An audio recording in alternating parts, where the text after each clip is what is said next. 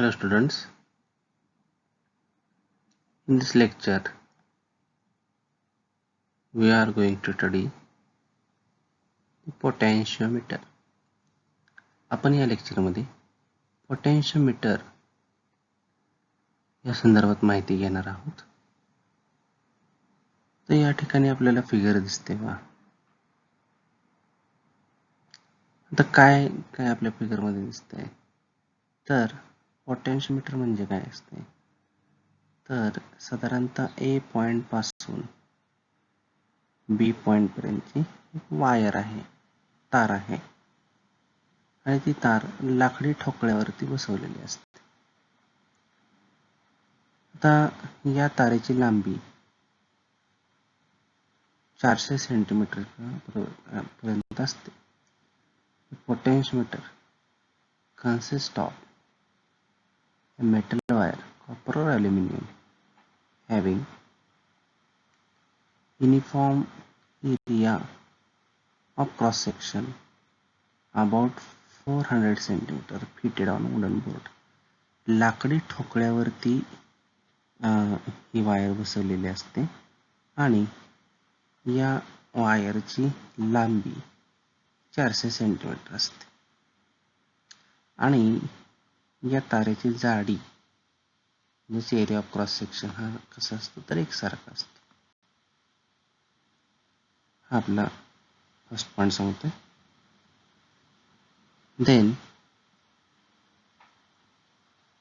आता ही 400 सेंटीमीटरची वायर जर straight line मध्ये आपण जर अशी बसवली असते सरळ तर आपल्याला एरिया त्या इन्स्ट्रुमेंटसाठी फार मोठा लागला असता. जे प्रॅक्टिकली ते लॅब मध्ये आपण एक्सपेरिमेंट करत असताना सुटेबल झालेलं नसतं. म्हणून सेकंड पॉइंट बघा, टू मिनिमाइज द एरिया, आपल्याला एरिया मिनिमाइज करण्यासाठी त्या इन्स्ट्रुमेंटचा it is divided into 4 segments of 100 cent. म्हणून ह्या इन्स्ट्रुमेंटचे 400 सेंटीमीटरचे भाग कसे केले तर 100 सेंटीमीटरचा एक लूप किंवा सेगमेंट केला, स्ट्रेट लाईन मधला भाग केला. त्यानंतर पुढचा 100 सेंटीमीटरचा एक भाग केला आणि परत 100 सेंटीमीटरचा तिसरा भाग केला आणि 100 सेंटीमीटरचा चौथा भाग केला. अशा प्रकारे 100 सेंटीमीटरचे 4 सेगमेंट केले, भाग केले आणि ते भाग 4 लूप मध्ये आपल्याला इथे दिसतात बघा. हा पहिला आहे, दुसरा आहे, हा तिसरा आहे आणि हा चौथा आहे. असं 400 सेंटीमीटर आपण एरिया, जागा ज्याला म्हणतो आपण, ती कमी लागली आणि इझिली आपण ते त्या वुडन बोर्ड वरती बसवलं आणि कन्व्हिनियंट झाला आपल्या यूजसाठी. आता पोटेन्शियोमीटरचा वापर कशासाठी केला जातो? It is used for accurate measurement of potential difference. आपल्याला एखाद्या ठिकाणचं व्होल्टेज मोजायचं असेल, पोटेन्शियल डिफरन्स मोजायचा असेल तर पोटेन्शियोमीटरचा आपण वापर करतो.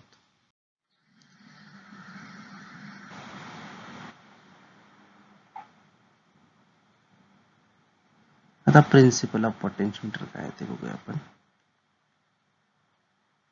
A potentiometer consists of a long wire AB of length capital L. Potentiometer आता सांगितल्यानुसार पोटेन्शियोमीटर काय आहे तर एक स्ट्रेट लाईन मध्ये असणारी युनिफॉर्म क्रॉस सेक्शनची AB ही वायर आहे, आपण या फिगर मध्ये दाखवली ती. त्याची टोटल लेंथ म्हणजे A पासून B पर्यंतची असणारी जी काही लेंथ आहे ती लेंथ कॅपिटल L आहे असं आपण म्हटलेलं. त्यानंतर त्या वायरचा रेझिस्टन्स हा कॅपिटल R आहे आणि त्याचा एरिया ऑफ क्रॉस सेक्शन जो आहे तो कॅपिटल आहे, फिगर मध्ये दाखवले नुसार. लक्षात आहे का? म्हणजे AB या वायरची लेंथ L आहे, कॅपिटल L आहे, रेझिस्टन्स हा कॅपिटल R आहे. हा A पासून B पर्यंतच्या वायरचा रेझिस्टन्स किती आहे? कॅपिटल R आहे आणि A हा त्याचा एरिया आहे असं म्हटले. आता ही जी सेल आहे तर ई नावाची सेल, त्याचा असणारा इंटरनल रेजिस्टन्स म्हणजे त्या सेलच्या सोल्युशनमुळे तयार होणारा जो रेजिस्टन्स आहे त्याला आपण इंटरनल रेजिस्टन्स म्हणतो. हे सेल आणि इंटरनल रेजिस्टन्स म्हणजे थोडक्यात ही सेल ही कुठं कनेक्ट केली आपण तर AB ला कनेक्ट केलेले आहे शोन इन फिगर. मग आता a cell of EMF E having internal resistance R is connected across AB. A आणि B या दोन पॉइंट मध्ये सेल आपण अप्लाय केलेली किंवा कनेक्ट केलेली. when circuit is switch on, जेव्हा आपण सर्किट चालू करतो तेव्हा करंट I हा या सर्किट मध्ये म्हणजेच ह्या AB या वायर मधून करंट I पास व्हायला सुरुवात होते. मग हा करंट आपण कशा पद्धतीने दिलाय मग करंट थ्रू AB या वायर मधून जाणारा करंट कसा आहे capital I is equal to E upon capital R plus small r. आता हे कशानुसार काढलं आपण तर ओहम्स लॉ नुसार जसं I is equal to V upon R असतं त्याच पद्धतीने तोच लॉ इथं वापरलाय. Current I in the circuit is equal to V ऐवजी आपण E म्हटले. V म्हणजे व्होल्टेज आणि E म्हणजे सुद्धा EMF इलेक्ट्रोमोटिव्ह फोर्स म्हणजेच थोडक्यात त्या सेलचा असणार voltage. E for electromotive force म्हणजेच एनर्जी म्हणजेच व्होल्टेज त्या सेलचा असणार आणि डिवायडेड बाय रेजिस्टन्स जो दिलाय तो रेजिस्टन्स टोटल रेजिस्टन्स सर्किट मधला घेतलाय आपण. जे कॅपिटल R हा रेजिस्टन्स कशामुळे आलाय तर AB या वायर मुळे आलेला आहे. AB या वायर मधून करंट जात असताना त्या वायर मध्ये असणारा एक्सटर्नल रेजिस्टन्स कॅपिटल R आहे आणि प्लस स्मॉल r काय तर ही जी सेल आहे या सेलचा असणारा इंटरनल रेजिस्टन्स स्मॉल r आहे. त्याला इक्वेशन नंबर आपण 1 असं कन्सिडर केलं. लक्षात आलं. By Ohm's law we can write I is equal to E upon capital R plus small r. आता पोटेन्शियल डिफरन्स AB च्या अक्रॉस असणारा जो आहे तो कसा काढला आपण again by Ohm's law. Potential difference across wire AB च्या अक्रॉस असणारा पोटेन्शियल डिफरन्स आपण कसा काढलेला आहे तर VAB असं म्हटलंय त्याला. A आणि B मधला असणार व्होल्टेज काय म्हणूया आपण VAB. V is equal to IR. VAB is equal to I हा टोटल करंट आहे या सर्किट मधून जाणारा आणि AB या वायरचा रेजिस्टन्स आहे जे हा external resistance capital R. So VAB is equal to I into capital R. Suppose this is equation number 2.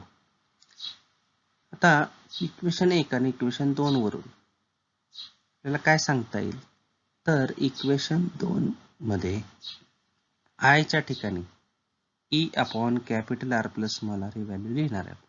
Equation 2 मध्ये I च्या जागी E upon capital R plus R म्हणजेच इक्वेशन 1 ची व्हॅल्यू इक्वेशन 2 मध्ये या ठिकाणी भरणार आहे. काय होईल इक्वेशन मग substitute equation 1 in equation 2 we get VAB is equal to E R upon R plus capital R.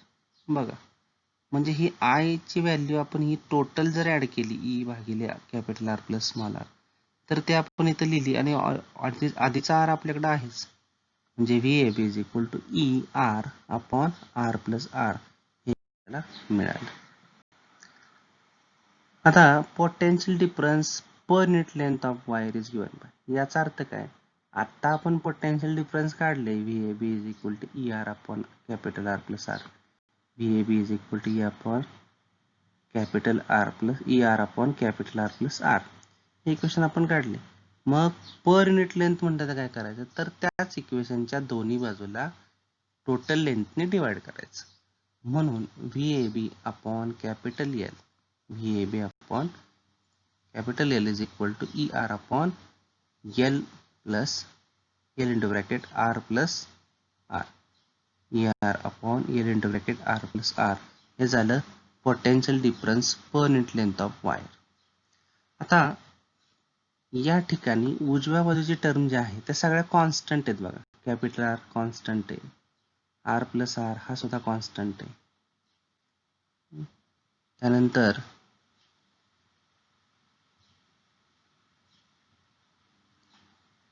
L he length constant असणार आहे वायरची. त्यानंतर EMF, जर EMF आपण कॉन्स्टंट ठेवला म्हणजे सेलचं व्होल्टेज, सेलचा इलेक्ट्रोमोटिव्ह फोर्स जर कॉन्स्टंट ठेवला तर उजव्या बाजूची असणारी टोटल टर्म ही काय राहणार आहे, कॉन्स्टंट राहणार आहे. म्हणून आपण म्हणले बघा, if E remains constant, electromotive force E remains constant, then उजव्या बाजूच्या सगळ्या टर्म कॉन्स्टंट राहिल्यानंतर VAB upon L will also remains constant and VAB upon L is called potential gradient along AB. It is denoted by K. जर उजव्या बाजूचा असणारी महत्वाचा EMF जर कॉन्स्टंट राहिला तर उजव्या बाजूची total term that is ER upon capital L into bracket R plus R he constant राहील आणि VAB अपॉन L यालाच आपण पोटेन्शियल ग्रेडियंट झालं. पोटेन्शियल ग्रेडियंट झालं पर युनिट लेंथ, म्हणजेच potential gradient along AB, AB या वायरवरती, AB या कॅपिटल L लेंथ असणाऱ्या वायरवरती हे पोटेन्शियल ड्रॉप होत गेलं, फॉल होत गेलं, म्हणून त्याला आपण पोटेन्शियल ग्रेडियंट असं म्हटलं. मग it is denoted by capital K. मग त्या कॉन्स्टंट साठी आपण कॅपिटल के हे लेटर वापरले. तर इथं पोटेन्शियल ग्रेडियंटची आपल्याला डेफिनेशन दिली बघा 7 नंबर पॉइंट मध्ये. Potential gradient capital K is equal two is defined as, it is defined as potential difference per unit length of wire. Potential difference per unit length of wire, and in mathematical VAB is the potential difference per unit length. प्रत्येक unit length मध्ये असणारं potential difference आपण त्या ठिकाणी विचारात घेणार आणि त्याला के हे लेटर वापरले आपण पोटेन्शियल ग्रेडियंट म्हणतो. आता प्रिन्सिपल जे आहे ते पोटेन्शियोमीटरचं आपण पुढे कंटिन्यू करूया बघा. आता कन्सिडर हे point C on this wire AB of at a length small l from point A. काय केलंय बघा, आपण C नावाचा एक पॉइंट घेतलेला आहे AB या वायरवरती, पण कसा घेतलाय तर A पॉइंट पासून स्मॉल a एवढ्या अंतरावरती आपण घेतलाय शून्य फिगर. आता potential difference between AC is VAC. आपण असं कन्सिडर करूया की जसं आपण AB या वायरच्या मध्ये असणारं पोटेन्शियल डिफरन्स VAB म्हटलं होतं, तसं AC एवढ्या वायरच्या अक्रॉस असणारं पोटेन्शियल डिफरन्स VAC असं म्हटलं. म्हणून आपण म्हणले बघा, potential difference between A and C is VAC. Comparing the equation VAB upon L is equal to K. जसं आपण टोटल वायर साठी पोटेन्शियल ग्रेडियंट लिहिले बघा, टोटल वायर साठी VAB upon L is equal to K लिहिले, तसंच similarly आपण AC या सेगमेंटसाठी किंवा AC या भागासाठी, AC या पार्टसाठी लिहू शकतो. कसं लिहिणार, इथंच बघा सेम त्या पद्धतीने VAB काय लिहिणार आपण VAC. इथं अपॉन कॅपिटल L लिहिले, तसं आता इथं टोटल लेंथ काय आहे AC भागाची तर स्मॉल L आहे, जे VAC upon small L is equal to constant K. मग हेच इक्वेशन आपण इथं परत बघा, VAC हा L डिवाइड होता तर इकडे गेल्यावर मल्टिप्लाय झाला, VAC is equal to K into L. So VAC हे इक्वल टू साइन आणि कॉन्स्टंट काढलं की VAC is directly proportional to L. So potential आपलं प्रिन्सिपल काय सांगतो, potential difference between two points of the wire. Potential difference between 2 points of the wire is directly proportional to length of wire between them. Is directly proportional to the length of wire between them. हे आपल्याला principal या ठिकाणी आलेलं. आता आपल्याला use of potentiometer पाहायचा आहे बघा. पहिला जो यूज आहे comparison of EMFs by individual cell method, म्हणजे पोटेन्शियोमीटरचा वापर आपण दोन सेलचा EMF कंपेअर करण्यासाठी वापरू शकतो, तुलना करण्यासाठी वापरू शकतो. मग पहिल्यांदाची मेथड आहे पहिली तर comparison of EMFs by individual cell method, म्हणजे सेपरेट सेल मेथड नुसार इंडिव्हिज्युअल म्हणजे सेपरेट सेल मेथडने आपण कशी कंपॅरिझन करू शकतो त्यासाठी आपल्याला इथं फिगर दिलेली. या फिगरमध्ये काय आहे बघा, ए बी ही पोटॅन्शियोमीटर आहे, पोटॅन्शियोमीटर वायर आहे, दिस पोटॅन्शियोमीटर आहे इन्स्ट्रुमेंट. त्यानंतर ए या पॉईंटच्या ठिकाणी आणि बी या पॉईंटच्या मध्ये, बी आणि बी मध्ये आपण सिरीज कॉम्बिनेशन सेल, की आणि रिओस्टॅटचं वापरलेले किंवा जोडलेले. ए या पॉईंटला E1 आणि E2चं पॉझिटिव्ह कॉमन जोडलेलं आहे. ए या पॉईंटला E1 आणि E2चं पॉझिटिव्ह जोडलेलं आहे. E1 आणि E2चं निगेटिव्ह हे आपण या फोर-वे कीला या ठिकाणी जोडलेलं. त्यानंतर या कीचं K1 K2 बघा, निगेटिव्ह टर्मिनल जे आहे ते E1चं निगेटिव्ह टर्मिनल K1च्या टर्मिनलला जोडले आणि E2चं निगेटिव्ह टर्मिनल K2ला जोडले. म्हणजे ही की आहे, एकत्र असणारी की, त्याचे दोन टर्मिनल्स आहेत लक्षात घ्या, त्याला जोडले. आणि या ठिकाणी या सेल या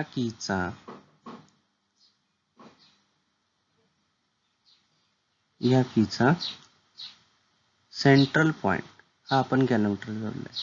गॅलनोमीटरचं दुसरं टर्मिनल आपण जॉकीला जोडलेलं आहे. अशा पद्धतीने आपण या ठिकाणी जोडणी केलेली बघा. The point A of potentiometer is connected to the series combination of cell A, K and rheostat RH. The point A is also connected to the combination of positive terminals of E1 and E2. The cell A is also connected to the combination of positive terminal of E1 and E2. Their negative terminal म्हणजे cell E1 and E2 चे negative terminals connected to the extreme terminals, extreme म्हणजे कडेचे असणारे terminals of two-way key, extreme terminals of two-way key K1 and K2. बघा, K1 आणि K2 हे two way की आपली पूर्णपणे या टू वे कीच्या एक्स्ट्रीम टर्मिनलला आपण निगेटिव्ह टर्मिनल E1 आणि E2 चे जोडलेले आहेत. The central terminal of two way key is connected to galvanometer. Central terminal म्हणजे हे टू वे कीचं सेंट्रल टर्मिनल गॅलनोमीटरला आपण जोडलेलं आहे. आणि गॅलनोमीटरचं दुसरं टर्मिनल आपण कुठं, जॉकीला जोडले. And second terminal of ganometer is connected to the jockey. आता आपल्याला या ठिकाणी कशा पद्धतीने सर्किटचं वर्किंग आहे बघा, किंवा कशा पद्धतीने आपल्याला पुढं इम्प्लिमेंट केल्यानंतर आपल्याला योग्य हा फॉर्म्युला निघणार आहे.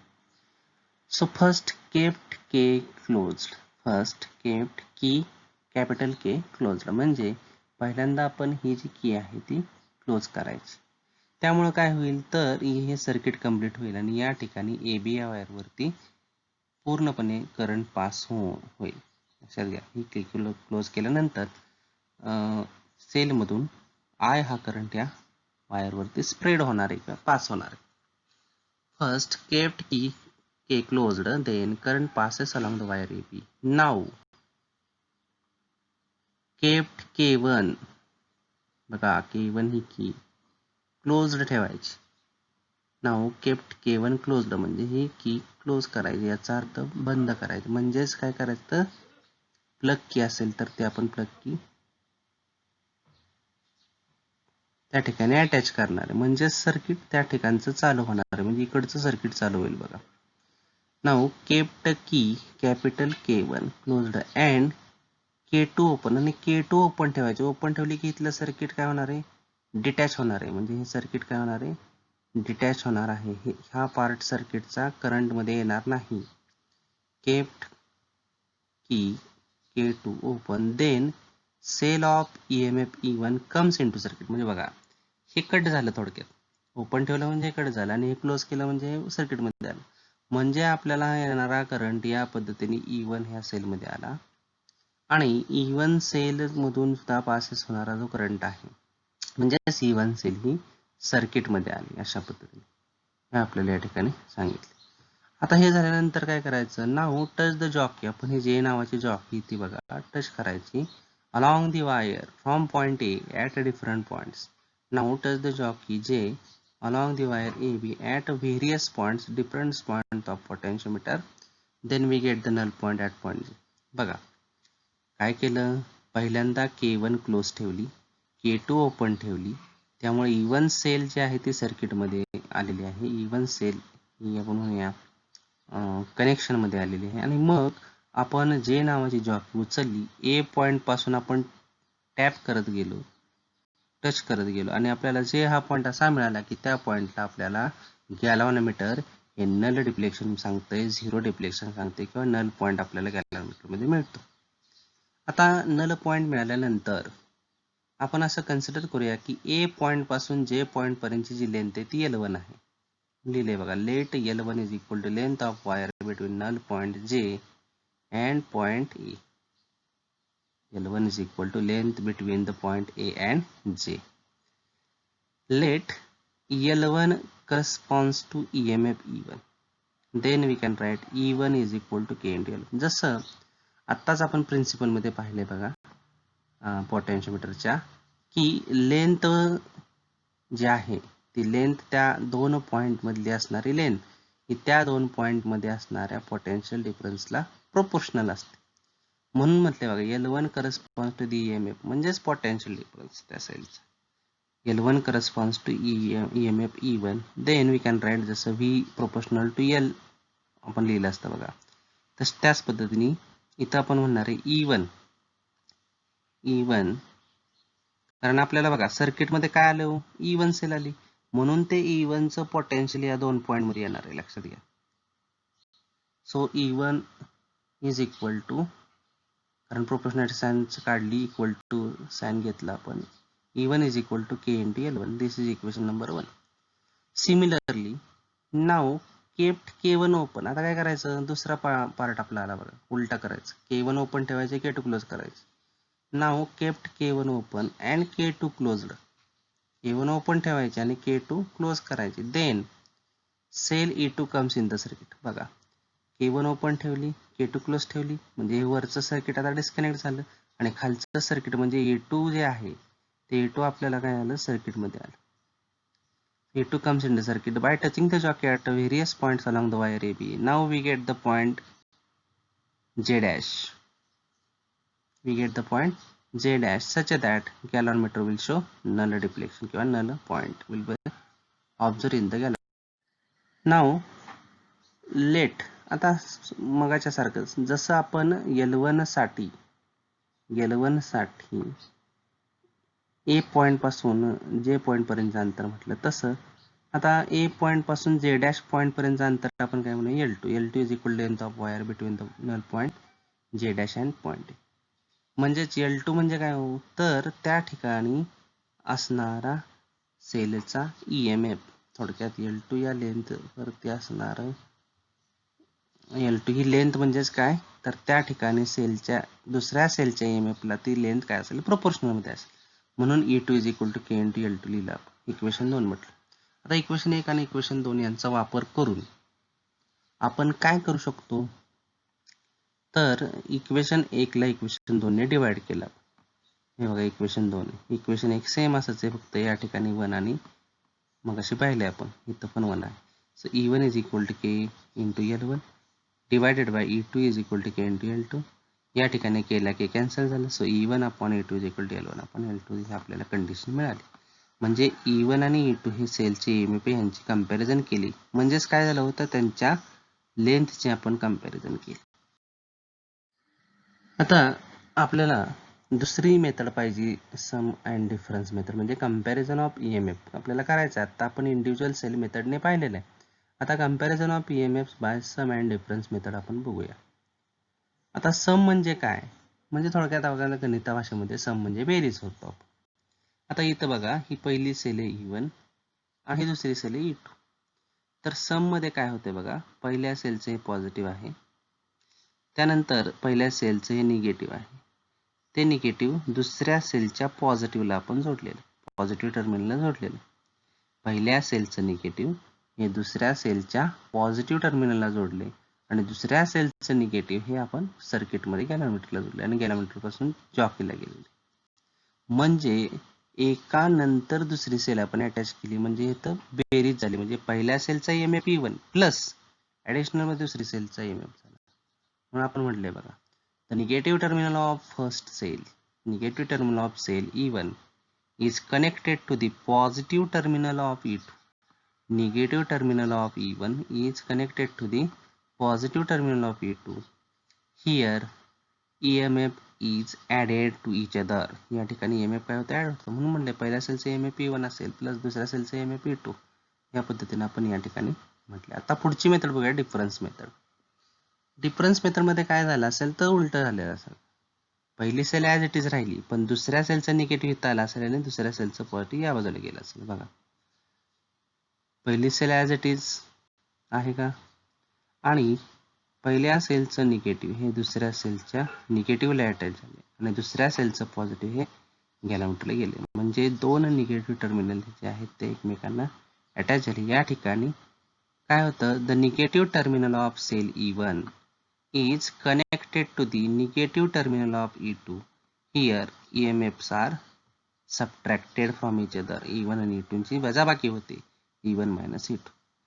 पण E1 हे ज्याच्यातून आपण जे वजा करतोय, तर ज्याच्यातून आपण सेकंड टर्म वजा करतोय ती पहिली टर्म ही काय असली पाहिजे, ग्रेटर असली पाहिजे. सो E1 चा EMF हा नेहमी ग्रेटर असला.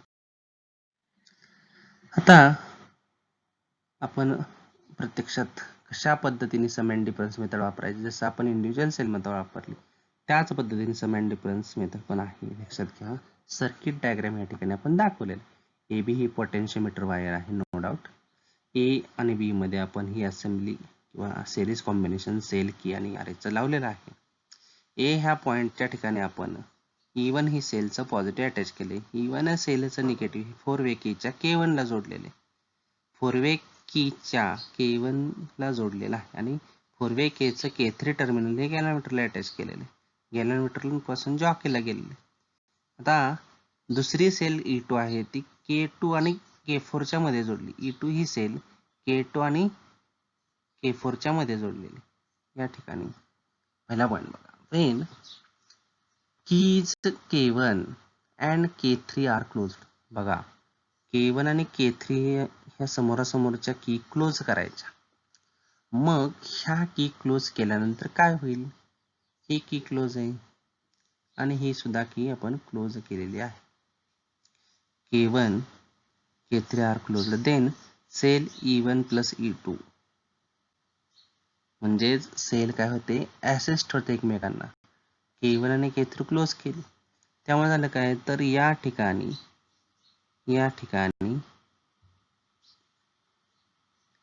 4 वे कीचे हे दोन समोरासमोरची सेल आपण क्लोज केल्यामुळं E1 आणि E2 या एकमेकांना ऍड झाल्या. म्हणजे फॉर एक्झाम्पल करंट या पद्धतीने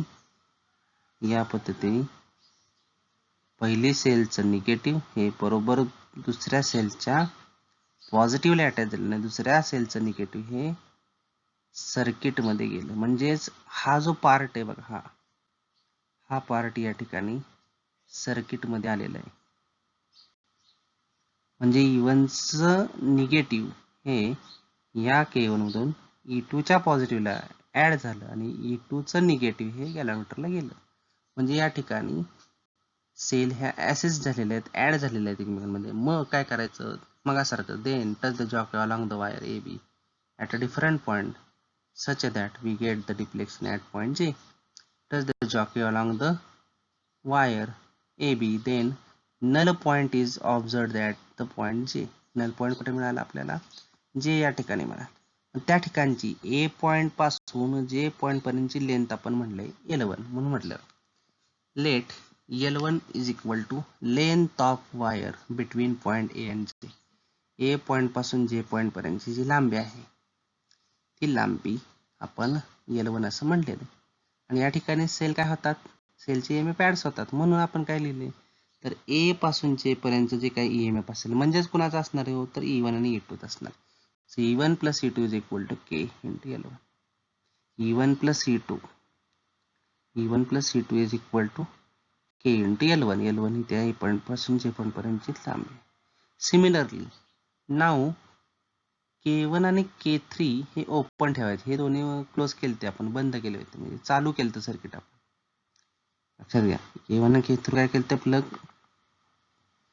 अटॅच केलं, म्हणजेच सर्किट चालू झालं आणि ऍसेस झालेलं होतं. आता K1 K3 ह्या ओपन ठेवायचं, काढून घ्यायच्या की, आणि K2 K4 क्लोज ठेवायचं, K2 आणि K4 क्लोज ठेवायचं. मग काय होईल बघा, मग E1 मधून येणार, E1 च्या निगेटिव्ह मधून येणारा करंट जो आहे या पद्धतीने जाणार आहे, या पद्धतीने, आणि मग या निगेटिव्हला, म्हणजे पहिल्या सेलचं निगेटिव्ह सर्किटमध्ये येईल, हे दुसऱ्या सेलच्या निगेटिव्ह कडे आलेलं आहे, ऍड झालेलं.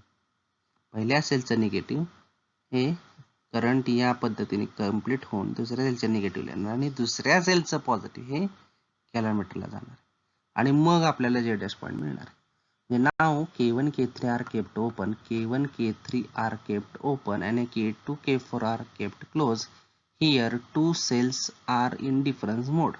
दोन सेल्स कुठल्या E1 आणि E2 डिफरन्स मोड मध्ये असतील, म्हणजे निगेटिव्ह 2 असं या बघा, इथून हे वरून येतोय आपण आणि निगेटिव्हला आणि पॉझिटिव्ह कॅलॉमीटरला गेलो. नल पॉईंट मला सारखंच trace the jockey along the wire AB such that we get the null point at point J'. So null point is obtained in calorimeter by jockey at the point J'. त्याचं equation आपण लिहिणार आहे, L2 is equal to length of the wire between point J' and J' आणि A या point मधली length आपण L2 घेतली. So E1 minus E2 बघा, ए पॉइंट पासून J' पर्यंतची लेंथ L2 येते, L2 पर्यंतची लांबी म्हणजेच त्या ठिकाणचा असणारा दोन्ही सेलच्या डिफरन्स मोड मध्ये असणारा EMF, म्हणजे E1 minus E2 is equal to K into L2, equation 2 म्हटलं.